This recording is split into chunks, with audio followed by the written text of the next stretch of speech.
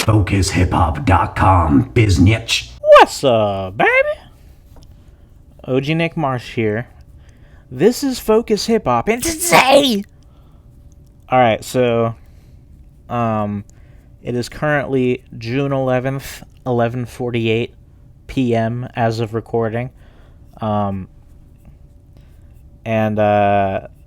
So last night, I attended an event thrown by Super Empty at the Fuzzy Needle in Durham, North Carolina. It was the listening party for As of Now by Lord Jah-Monte Ogbon. His latest alright, I'm already gonna have to edit this. Alright, so yeah, it was his debut on Lex Records. It was released on January 30th this year. I didn't hear it until April.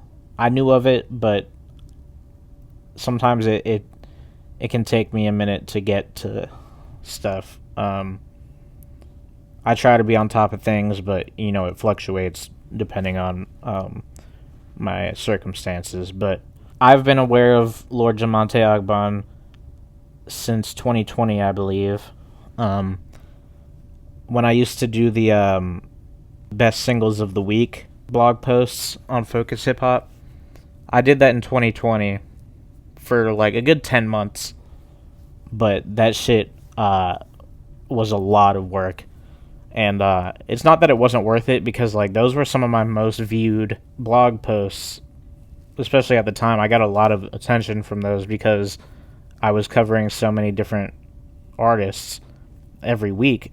But yeah, it was just really hard to maintain consistently, every single week. Because there were so many songs, like some. Okay, never mind. That's irrelevant right now. Anyway, I did that, and I remember I think I wrote about a Mavi song. Well, it was this other disgraced artist who has since been canceled, but Mavi was featured on the song. And when I wrote about that, Jay Cinema messaged me, because maybe he didn't know I was from New York. Excuse me. Maybe he didn't know I was from North Carolina before then, when I wrote that. So he probably saw that I was writing about another North Carolina artist, specifically Charlotte. And he was like, yo, have you heard of... I remember exactly what he said. He was like, I recommend this rapper from Charlotte named Lord Jah-Monte Ogbon. And then in parentheses he said, yes, that is this nigga's real name. And I was like, oh shit, I've never heard of this dude. But I checked out his music, and I was sold pretty much instantly. I was like, yeah, this dude can rap. This is dope. I can't remember what song it was, but it was something in 2020. I went on to, I've been following him ever since then. So I think the first album I heard was Infinite Wisdom, which is still one of my favorite albums by him. My favorite song on that one was I Don't Check In With Nobody When I Go Out of Town. I love that song. And then he's been releasing albums consistently over the years. Another one that had a lot of songs I liked was This Too Much from 2022. I also enjoyed... So in 2023, he put out an album called I've Really Never Been Better, which I liked a lot. And it was a very fitting title, because I guess the next year is when he announced that he was signed to Lex Records, because it was around that time, because I remember it was a while before we actually got the label, the Lex Records album. So yeah, I think he announced that at the end of 2024, if I'm not mistaken. Probably around that time. Because I do remember the opening song on As of Now, I'm signed to Lex Now, I'm Up. that song came out a long, like, a good amount of time before the actual album came out. Actually, I think they might have that song might have coincided with the announcement that he had signed to the label. Like, they might have released that song right as soon as they released that information. But anyway, I say all this to say I listened to the album in April because I knew I was going to be attending the Mercy tour from Arm & Hammer, and he was the opener at the show that I attended in Durham, the Motorco Music Hall. So I listened to the album, and I was like, "Oh, that's fire." I like, as soon as I listened to it, I was like, "Yeah, this is his best album." It's his most, like, cohesive, fleshed out. It's like it's just really well crafted. Like, everything came together really well, and there are a lot of different styles exhibited on here. But first of all, I'm getting ahead of myself. So yeah, I was attending this event from Super Empty at the Fuzzy Needle. I was excited because, well, first of all, I already loved the album, but then also Dash Lewis, one of my favorite writers, rap music journalists, he was going to be interviewing Lord Jah-Monte right after they played the album. So I was like, oh shit, definitely want to be there for that. So I pull up. Well, first of all, I kind of lost track of time, and it snuck up on me because it started it was supposed to start at 7, and I didn't leave the house until like 6:40, maybe 6:45, and I wanted to get food before I got there, so I was kind of rushing, and I should have brought my As of Now cassette for Jah-Monte to sign or something, but I didn't think of that in the moment, and also I didn't even charge my phone before I left because, like, I thought I had more time, but thankfully my phone never died. I was just afraid it was going to die because it was at like 30% when I left the house. So I got there at like 7:10 maybe, and thankfully they hadn't started yet. I step in the door at the Fuzzy Needle. Well, first of all, I had never been to the Fuzzy Needle. This was my first time. I didn't really know what it was.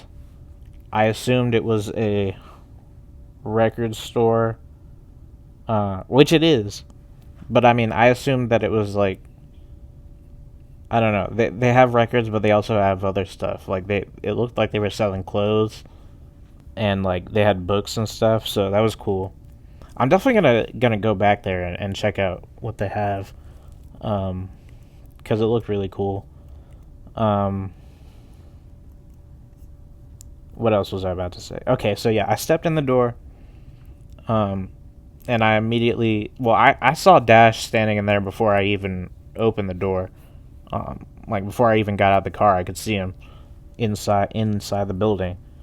So I was like, oh shit, there's Dash. So I step inside. He looks over, immediately nods at me. I'm like, what up? And then I walk over to like the merch table and start talking to Jah-Monte. And we're chatting for like maybe a good 10-15 minutes. And then my friend Groovy Rob shows up, and if you're in the Rap Music Plug podcast Discord server, you know who he is. Well, he's also in my server too. If you want to join my server, just let me know and I'll send you a link. I don't like make it super public because I'm trying to filter out the annoying people. But If you message me, I'll send you the link. Unless I don't fuck with you, but I don't think you would try to. Anyway, so yeah, we're chatting for a little bit, talking about music and shit. And then Grob, aka Groovy Rob, shows up. So I start talking to him more. I think I forget how this came up, but I was telling him about Spaceman Jones. I had just reviewed the 2 Cents EP by Spaceman Jones, so I was telling Grob about that. He's another Spaceman Jones is a Asheville rapper staple in the community. My dog is going crazy right now, so I'm gonna pause this and go see what's up with him. Check out that 2 Cents EP if you haven't yet, and peep my review. But yeah, let me go check on my dog, and I'll be right back. So Lord Jah-Monte introduced me to this artist named BrassiusMonk. BrassiusMonk. So, I added BrassiusMonk's album to my library on Apple Music, and I also wish listed it on Bandcamp. I haven't given it a listen just yet because I've just been doing stuff. It's only been a day, so. But the way he sent it to me was really cool because he has this. I've never seen this before. I guess it's a thing you can do. He has this keychain with the album cover on it, and I guess there's some sort of chip inside of it, because he just held it up to my phone, and it the album just popped up, basically, with a link to each streaming platform. So I'm looking forward to checking that out. And also there are features from some artists that I am already familiar with. Well, I'm familiar with all the features except for the last feature on the album, The Bald Savior. I'm not familiar with that artist, but CJ Monet and Cardigan, I've seen both of them live. Cardigan, there's a picture with me and Cardigan on my Instagram. I haven't met Juice Lord yet, but he's a very important artist in my hometown. Making a lot of noise in the scene. So, and CJ Monet was there too at the listening party. I didn't even notice her at first because she was sitting behind me. And then I turned back and she was right there, and I was like, oh shit, what's up? So yeah, I gave BrassiusMonk my business card, and I also gave one to this other guy that Jah-Monte introduced me to. I can't remember what his name was, but he has my card, so hopefully I hear from him soon. I'm really bad with names. I think it's because I didn't know, he didn't tell me his artist name. He just told me his first name. Anyway, eventually we all sit down. Well, a lot of us sit down. There were people standing up, but we listened to the whole album. Jah-Monte performs a couple of the songs as they're playing. So now I'm going to talk about how I feel about the album, because I never did a review. And I spoke a little bit about it on the podcast, but not really. I think it was episode 7. But yeah, so when I first heard the album, I loved it. And I was like, this is dope as hell. But I've been re-listening to it more and more, and this album is actually amazing. It's definitely one of my favorites of the year. Maybe it's definitely top 10 for me. Definitely top 10. As of now. Pretty much every song is a highlight. There weren't any skips for me. My favorite song, I still haven't really decided. When I first heard it, um, my favorite song was Nah You're Mad Extra. But now I think it's. So, I'm leaning towards I'm Getting Too Famous as my favorite track because that song kind of has like the first part is very energetic and it was like that beat is crazy. It's so the song's produced by Jesus Magazines, who I was not familiar with before hearing this album, unless I'm mistaken. Um, but this beat is fucking crazy. It kind of reminds me of a little bit of the closing track on Mercy by Arm& Hammer. A little bit, if I'm thinking of the right song. And then the beat switches up towards the end and gets a little bit more traditional, I guess. I don't know if traditional is even the right word, but that song has like both sides, like the more energetic. I guess it's trap influenced. Yeah, it's kind of like a trap song for the first part, and then. So when I say it's a trap song, I, I, I struggled to call things like I don't like calling things trap songs, um, because like depending on who you ask, it could mean a different thing. Like I remember one time Earl Sweatshirt was tweeting about how you can't call something a trap song just based on the production. That's basically what he was saying, or like the drums. And then he was saying it's only a trap song if you're rapping about selling cocaine or crack. If you're rapping about trapping, right? So, and then I saw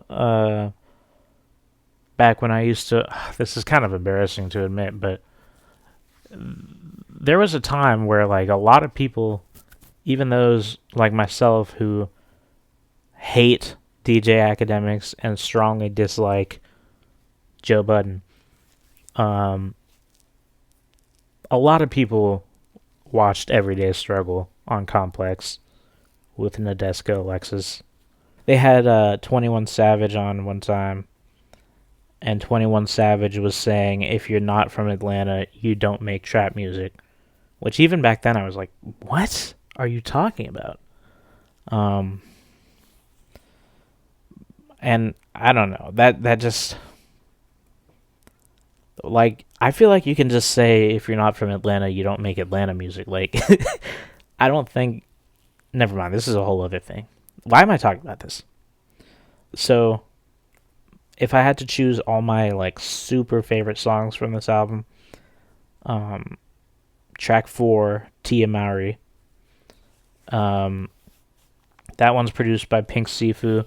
I've never really known how to pronounce his producer pseudonym. It's IIYE, all under lowercase. I guess it's like EA or yeah. Yeah. So that song's fire. I love that. Pink Sifu is a really good producer. That beat is incredible. Um and Jah-Monte, first of all, I think this album has the best rapping from Jah-Monte. He went crazy on this whole album. Drunk Nights in Edgewood is another major highlight for me. Like I said, I'm Getting Too Famous might be my favorite song. And then the last 4 songs, like track 13 all the way to the end, is my favorite stretch on the album. So Texting This Fine Shit for a Month, track 13. When I first heard the album, this was one of my I liked the song, but it was like a low light for me. I didn't really love it that much. But I think I didn't really like pay that much attention when it was on before because the just sonically it didn't stand out much to me because this isn't really my type of sound. or I didn't think it was. And also I'm generally like very finicky when it comes to romantic songs, but I think hearing Jah-Monte talk about it and what the song, like what inspired the song, definitely made me appreciate it much more. And I actually did send it to my fine shit because we've been in a long distance relationship since Christmas. Um, so yeah, I can't hear this song without thinking about her now. Because he said, Jah-Monte said, if you ain't never drove over an hour to see your fine shit, you ain't a real yearner. And I was like, damn, what am I waiting for? I got to make this happen. So I sent her the song. she she was immediately intrigued by the title. So yeah. I said it should be we haven't like chosen. Why am I talking about this too much? I don't like being very public about my romantic life, but this was just too applicable for me to not bring it up. I actually strongly dislike when people are overly interested in my love life, but that's neither here nor there. Anyway, Instagram highlights, that might actually be my favorite song. It's between that and I'm Getting Too Famous. Instagram highlights is produced by Jacob Rochester, who I believe I first heard on, was he on Songs of Sage post Panic? Let me check something real quick.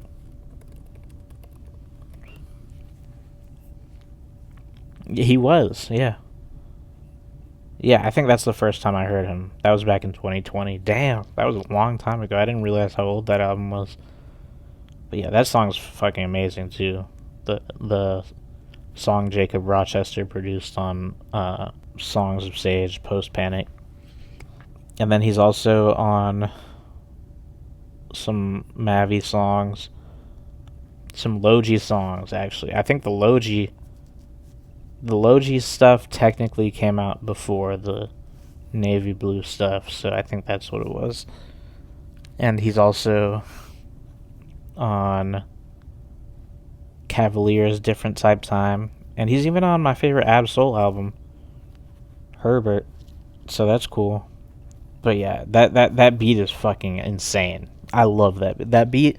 The first part at least kind of sounds like I just thought of MF Doom as soon as I heard it, to be honest. Like I feel like MF Doom would have been perfect. Like that happens so much. I hear so many beats these days where my first thought is, fuck, I wish I could hear MF Doom on this. Or I wish MF Doom was still here to rap over this. That doesn't happen with any other deceased rapper, really. It only happens with MF Doom for me. But now I'm going to think about that more. Like, what other rappers? I got to look out for more beats that would sound good for, like, Sean Price or Prodigy or Chino XL. Trugoy the Dove. Scorsese Lord Jones. That's a deep cut right there. Well, I don't know. I don't know if that's that deep, but June Classic. Yeah. So, anyway. Like I said, Nah You're Mad Extra was my favorite song the first time I heard the album. At this point, that's like easily my most played song, so I think I kind of overdid it a little bit. I'm more interested in all the other stuff I haven't played as much as of now, but I'm sorry, I've been doing that on purpose. I keep saying as of now. But and I'm realizing right now that that's kind of corny to keep doing that, but fuck it. And then the closing track, King of Charlotte, I feel like trolling it. See, okay, so I have some frustrations associated with this song. I don't have an issue with the song itself. I have an issue with my friends because I played this song while we were smoking once, and they were like, this is why I hate not having like music nerd friends sometimes. They like music, of course. Most people like music, right? But I'm saying music nerd, cuz like these friends of mine aren't like super tapped in, at least to the scene I'm in, or I am tapped into. But so like when they saw that it was called King of Charlotte, my friend who is from Charlotte was like, he can't be the King of Charlotte. I've never heard of him. Ugh. I fucking hate when people talk about music like that, bro.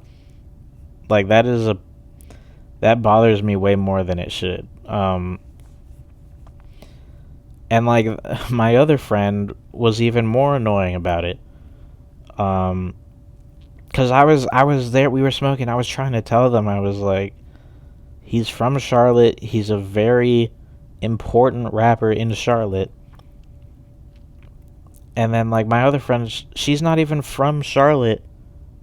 She's from fucking High Point. And then she was like trying to like belittle or fucking talk down on the shit. And like she doesn't I don't know. And then like the outro where the woman's saying "Don't be messy" over and over again. Like she started saying, "Yeah, don't be messy, Nick." Like they were getting mad at me because he's calling himself the King of Charlotte and I'm playing it.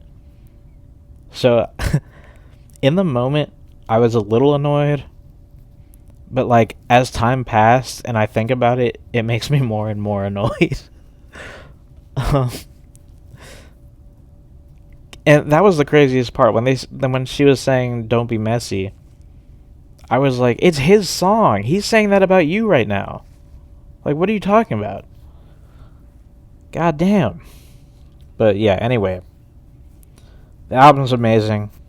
It was really cool to listen to it just like in that context with a bunch of other fans.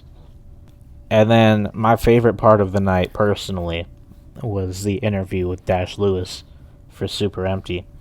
I don't want to say like I can't, I would never like recount the interview because just fucking wait for it to hit Super Empty. Like, but it was an amazing interview.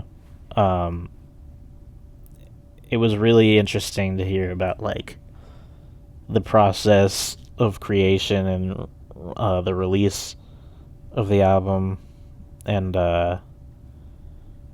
just his career. So I don't know when that interview is going to be published. I guess they have to edit it. And but also I've never really been to a live interview like that. So that was, well, actually that's not true. That's not true at all. I actually saw Trevor Noah be interviewed when I was at Hofstra University, which is random as fuck. I didn't even know it was happening. But so the whole reason I even ended up there was because me and my friend Nick were smoking. We were high as fuck. And then Nick was like, "Yo, Trevor Noah's gonna be at this thing like in a couple hours." I remember I tweeted something really funny, and he was like, "Yo, you should go up there, and when they give you the mic to answer or to ask questions, you should ask him for his thoughts on this tweet that you quote." And I was so high that I was just like, "Fuck it, I'll do it." So I went there, and I sat down, And I was like, why the fuck am I here? Like, what am I doing here? What is this? I need to leave. And it was also really annoying because the girl sitting next to me was like a massive Trevor Noah fan, but you could tell that she didn't really give a shit about anything he did. She just thought he was hot because like she literally said it.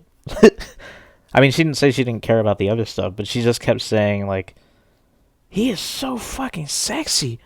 it was it was a little annoying because she was like being really loud and like cheering very enthusiastically, which is, I mean, that's not a problem, but it was just like a little obnoxious. Uh, but yeah. Anyway, after the interview, everyone kind of started, socializing a bit.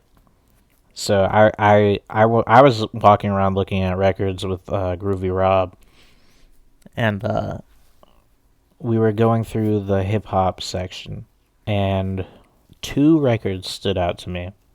The first of which was Large and in Charge by a rapper named Chunky A. And then the other project that I saw that looked interesting was called it was called Play That Funk by a rap duo named BMOC, which I'm pretty sure this came out in the 80s. I'd never heard of this. Didn't know who the fuck these guys were. While we were looking at that, or like we had just finished looking at that, and then Dash Lewis comes up to us, and he's like, "Yo, what's up, guys?" And we start chatting a little bit, and then we start talking about the music, or like the records there. Dash is like, "Yo, did you guys see this album?" And then he pulls he pulls out the BMOC record, and I'm like, "Yeah, we were just looking at that." And then Dash was like, "Yeah, I'm getting this." He was like, "I have to see what this is." And I was like, "Hey, I get it." And then he's like, "And it's only $4." So, and I was like, "Wait a minute, $4?" And so then I checked to see how much Large and in Charge was, and it was also $4. So, long story short, I ended up getting the Chunky A album, and when I came home, I discovered that Chunky A is actually Arsenio Hall, and this hit Chunky A is his rap persona, his comedic rap persona. And on the title track, he's like dissing a bunch of 80s rap legends, Run DMC, Fresh Prince, like a lot of different. Well, I don't think it was like a ton of rappers, but anyway, as I was talking to Dash, this rapper who I've spoken about, I think in the last recap vid I did, it was Haziel the Great. He walked by, and I was like, "Is that fucking Haziel the Great?" So I eventually went up to Haziel the Great, and I was like, "Yo, are you Haziel the Great?" He was like, "Yeah," and I was like, "Yo, I'm OG Nick Marsh." And he was like, "Oh shit, what's up, man?" So yeah, that was cool to meet him. We chatted a little bit, and I gave him my business card. Let's see what else. What else happened?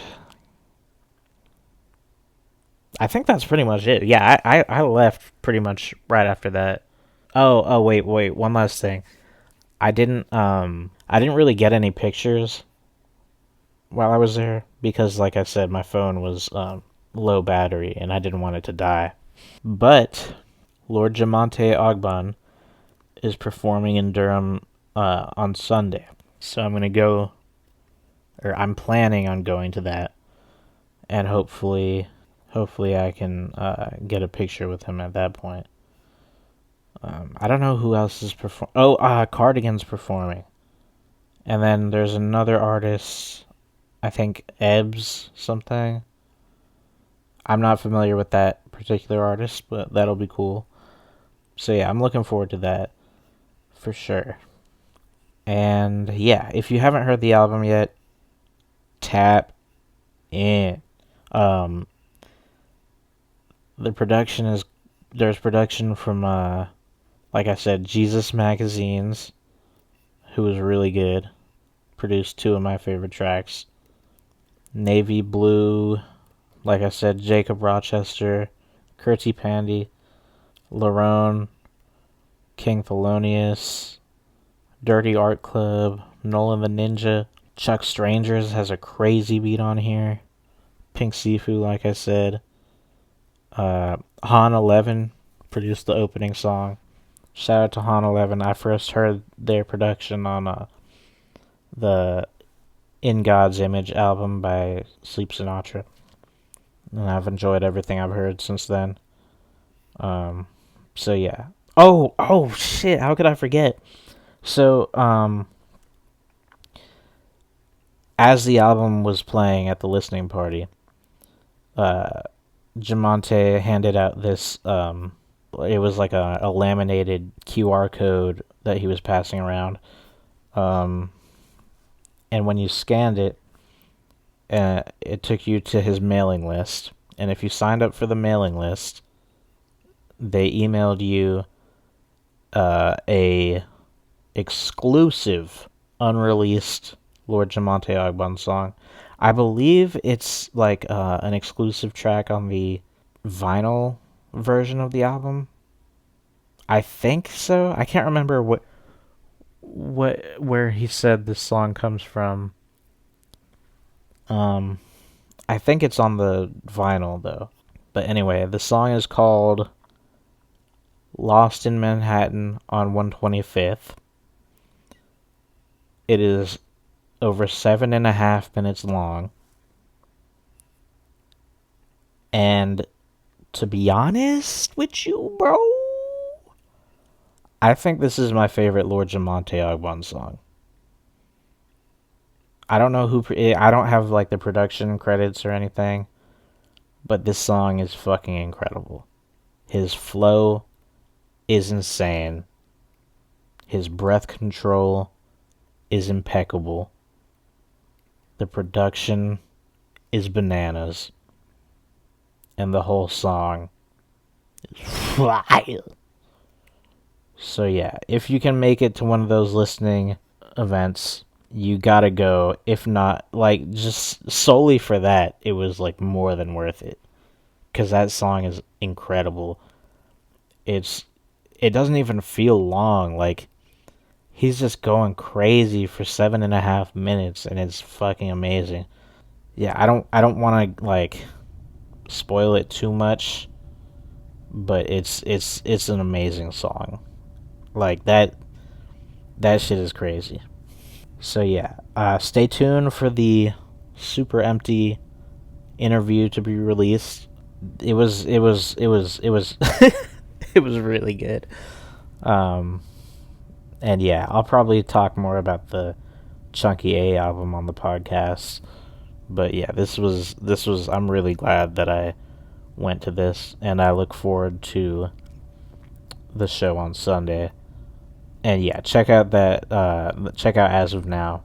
Probably get the vinyl so you can hear that song. I can't confirm whether it's on the vinyl. I don't remember. But why am I still talking? I need to end this. Legalize it, don't demonize it. Stay keefy, my brothers and sisters. And as always, peace out. So wake me up when it's all